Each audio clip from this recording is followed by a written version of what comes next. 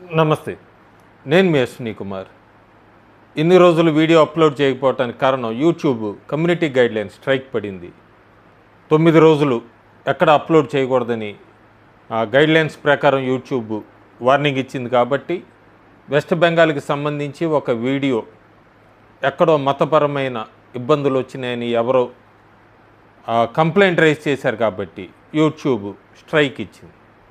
So okay, ప్రస్తుతం Congress party ఎపీజ్మెంట్ politics ఇవన్నీ మాట్లాడుతూ ఉంటారు.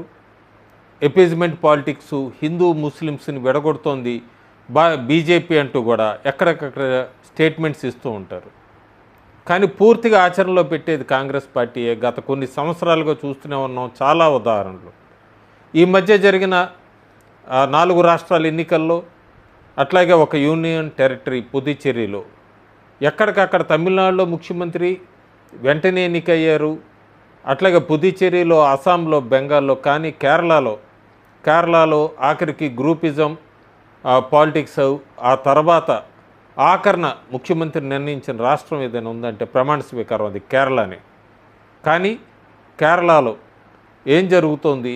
ఇన్ని సంవత్సరాలు కేరళ ప్రజలకి నేషనలిజం లేదు, పాఠ్యాంశాల్లో ఎక్కడా కూడా జాతీయవాదానికి సంబంధించిన పాఠాలు ఎందుకు ఉండవు అంటే కాంగ్రెస్ పార్టీయే కారణమని చెప్పచ్చు. చాలా ఉదాహరణలు.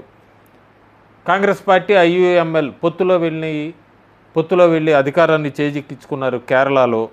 కానీ ప్రతిసారి అధికారం పంచుకున్నప్పుడు ఎప్పుడు కూడా ఈ విద్యాశాఖకు సంబంధించిన మంత్రిత్వ శాఖను ఐయుఎంఎల్ఏ డిమాండ్ చేస్తూ ఉంటుంది. కాంగ్రెస్ పార్టీ కూడా వాళ్ళకే ఇస్తుంది.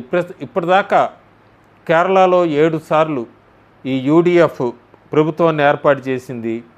5 సార్లు ఐయుఎంఎల్ పార్టీకి సంబంధించిన వాళ్ళకి విద్యాశాఖ మంత్రి ఇచ్చింది. దాంతో ఇది వాళ్ళ ఆలోచనలు ఇవన్నీ కూడా వ్యవస్థల్ని చొప్పించడానికి ఎట్లా చేశారు ఈ ఐయుఎంఎల్కి సంబంధించిన వాళ్ళు విద్యాశాఖ మంత్రిగా ఉండి ఇన్ని సంవత్సరాలు అనేది ఉదాహరణకి చూస్తే 1970, 77 ఈ 2 సార్లు కూడా మహమ్మద్ కోయ ఐయుఎంఎల్కి సంబంధించిన ఆయన విద్యాశాఖ మంత్రిగా ఉండేవాడు. పాఠశాలలో వేలాది అరబిక్ టీచర్స్ పోస్టులు సృష్టించాడు ఆయన. ప్రభుత్వ డబ్బుతో మతపరమైన భాషా బోధనని కూడా ప్రవేశపెట్టాడు ఈ కోయ. మదర్సా డిగ్రీలను ప్రభుత్వ ఉద్యోగులతో సమానంగా గుర్తించారు. మదర్సా చదువుకున్న వాళ్ళందరికీ కూడా ప్రభుత్వ ఉద్యోగాన్ని సులభం చేసింది ఐయుఎంఎల్ విద్యాశాఖ మంత్రిగా ఉన్నప్పుడు ఈ కోయ. ముస్లిం నిర్వహణలో ఉన్న పాఠశాలన్నిటికీ కూడా ఎయిడెడ్ స్టేటస్ ఇచ్చి టీచర్ జీతాలు ఈ ప్రభుత్వం చెల్లించేలాగా చేశారు. పూర్తిగా ఈ నియామకాలు పాఠ్యాంశాలు అన్నీ కూడా వాళ్ళ చేతుల్లోనే పెట్టుకున్నారు. ఉదాహరణకి చూస్తే మనం 1970 యునైటెడ్ ఫ్రంట్ ప్రభుత్వం అప్పుడు సీట్ల కూటమి 133లో 68 గెలుచుకుంది. కాంగ్రెస్ 32, ఐయుఎంఎల్ 11. ముఖ్యమంత్రిగా అచ్యుత్ మీనన్ సిపిఐ కాంగ్రెస్ మద్దతుతో విద్యాశాఖ మంత్రి మహమ్మద్ కోయ ఐయుఎంఎల్. ఆయన పూర్తిగా అరబిక్ ఉద్యోగాలు పోస్టులు సృష్టించాడు. మతపరమైన భాషా వ్యవస్థని నిశ్శబ్దంగా కూడా చొప్పించాడు. 1977 మళ్ళీ యూడిఎఫ్ ప్రభుత్వం గెలిచింది. 140 స్థానాలప్పుడు 111 గెలుచుకున్నారు. కాంగ్రెస్ 38, ఐయుఎంఎల్ 13. వీళ్ళు పూర్తిగా ముఖ్యమంత్రిగా కరుణాకరన్ అట్లాగే ఏకే ఆంటోనీ కాంగ్రెస్కి సంబంధించిన వాళ్ళు పంచుకున్నారు అధికారాన్ని. విద్యాశాఖ మంత్రి మాత్రం మళ్ళీ ఐయుఎంఎల్ పార్టీకి సంబంధించిన మహమ్మద్ కోయ. ఈయన మదర్సా పాలనని రాష్ట్రంలో ఎక్కువగా చేర్చడంలో చాలా స్పీడ్ చేశాడు, వేగవంతం చేశాడు. మతపరమైన డిగ్రీలని, ప్రభుత్వ భాషా ఉపాధ్యాయుల్ని, ఉద్యోగాల్ని వీళ్ళందరికీ కూడా సమానంగా ఈ మదర్సాల్లో చదువుకున్న వాళ్ళందరికీ కూడా ఈక్వల్గా అన్నట్టుగా తీసుకొని వచ్చాడు. పూర్తిగా శాశ్వత జీతాలు వీళ్ళకి సులభంగా అందేదానికి పూర్తిగా మార్గం కూడా తెరిచాడు మహమ్మద్ కోయ. 1991లో మళ్ళీ యూడిఎఫ్ ప్రభుత్వం గెలిచింది. 140 స్థానాలకి 90 స్థానాలు గెలుచుకున్నారు. ఐయుఎంఎల్ 19 స్థానాలు గెలిచింది. కాంగ్రెస్ 55. ముఖ్యమంత్రిగా మళ్ళీ కరుణాకరన్, ఆంటోనీ కాంగ్రెస్ సంబంధించిన వాళ్ళు షేర్ చేసుకుంటే విద్యాశాఖ మంత్రిగా మహమ్మద్ బషీర్ ఐయుఎంఎల్. ఏం జరిగింది ఆయన విద్యాశాఖ మంత్రిగా ఉన్నప్పుడంటే ముస్లిం నిర్వహణలో ఉన్న ప్రైవేట్ స్కూళ్ళకి ఎయిడెడ్ స్టేటస్ ఎక్కువగా ఇచ్చారు. ఈ ప్రభుత్వం పన్ను చెల్లించే ప్రజలు వీళ్ళంతా కూడా ఉపాధ్యాయులు జీతాలు ఇచ్చారు. కానీ ఐయుఎంఎల్ సంస్థలు మాత్రం ఉపాధ్యాయుల నియామకం, పాఠశాల నిర్వహణ ఇవన్నీ కూడా తమ చెప్పు చేతుల్లోనే ఉంచుకునేవాళ్ళు.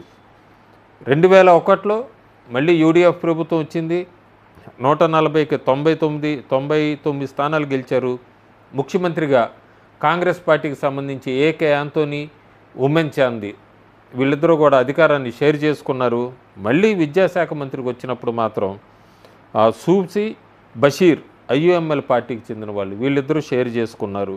వాళ్ళు ఉన్నప్పుడు ఏం జరిగిందంటే ఆదివారం సెలవు తీసేసి అఫీషియల్గా శుక్రవారం సెలవు దినంగా అధికారికంగా అనౌన్స్ చేయటం ఇవంతా తీసుకొని వచ్చారు.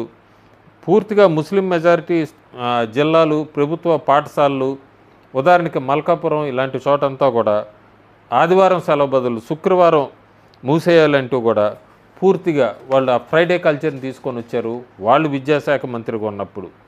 2011 మళ్ళీ యూడిఎఫ్ ప్రభుత్వం, అప్పుడు ముఖ్యమంత్రిగా ఉమెన్ చాందీ కాంగ్రెస్ పార్టీ, విద్యాశాఖకు సంబంధించి పీకే అబ్దుల్ రబ్ ఐయుఎంఎల్ ఆయన పూర్తిగా ముసుగుని పూర్తిగా తొలగించేశాడు. ఆయన ప్రభుత్వ పాఠశాలలో అయితే బ్లాక్ బోర్డ్స్ ఉండాలి, దాని స్థానంలో గ్రీన్ బోర్డ్స్ తీసుకొని వచ్చేసాడు. పూర్తిగా అధికారికంగా స్కూళ్ళన్నిటికి కూడా ఆదేశాలు జారీ చేశాడు. బ్లాక్ బోర్డ్స్ కాదు, గ్రీన్ కలర్ బోర్డ్స్ ఉండాలని. దీనివల్ల భారీ విమర్శలు ఎదుర్కొన్నాడు. కానీ ఆయన గ్రీన్ బోర్డ్స్ ఉండాలనే అధికారికంగా కూడా ఆయన ఒక స్టేట్మెంట్ ఇచ్చాడు. అంతేకాకుండా రాష్ట్ర కార్యక్రమాల్లో సాంప్రదాయక నీల విలక్కు అంటే అది కేరళ దీపం దాన్ని కూడా వెలిగించడానికి ఆయన ఇస్లామిక్ కారణాలతో స్పష్టంగా నిరాకరించాడు. ఒక విద్యాశాఖ మంత్రి ఆ కేరళ దీపాన్ని వెలిగించాలి ప్రోటోకాలు, కానీ ఆయన పూర్తిగా నిరాకరించాడు. సో ఫైనల్గా మనం చూస్తే ఒకసారి కాంగ్రెస్ పార్టీ ఒక శాశ్వత కూటమికి పన్ను చెల్లించిందా అన్న ఒక అనుమానం అయితే వస్తుంది. రాష్ట్రంలో, కేరళ రాష్ట్రంలో పాఠశాలలు, పాఠ్యాంశాలు మరియు యువతని ఒక మతపరమైన ఓటు బ్యాంక్ సమూహానికి అప్పగిచ్చేసింది. చాలా క్లియర్గా చూస్తే ఐయుఎంఎల్ పూర్తిగా మతపరమైనవన్నీ కూడా ఉపయోగించుకుంది. ఇన్నిసార్లు విద్యాశాఖలో ఉండి ఈ రాజకీయ జీవనం కోసం విద్యా వ్యవస్థని పూర్తిగా వదులుకోవాల్సి వచ్చింది. ఇప్పుడు వాళ్ళ కూటమికి నాయకుడు అని చెప్పక్కర్లేదు, కాంగ్రెస్ పార్టీ పూర్తిగా బందీ అయిపోయిందని చెప్పచ్చు కేరళలో ఐయుఎంఎల్కి. కాంగ్రెస్ పార్టీ పరిపాలిస్తున్న రాష్ట్రాలు తెలంగాణ, కర్ణాటక, ఇప్పుడు అధికారంలోకి వచ్చిన కేరళ, వీటన్నిటి మీద కూడా రోజుకొక వీడియో ఉంటుంది. ప్రస్తుతం కేరళతో మొదలుపెట్టాను. Thank you.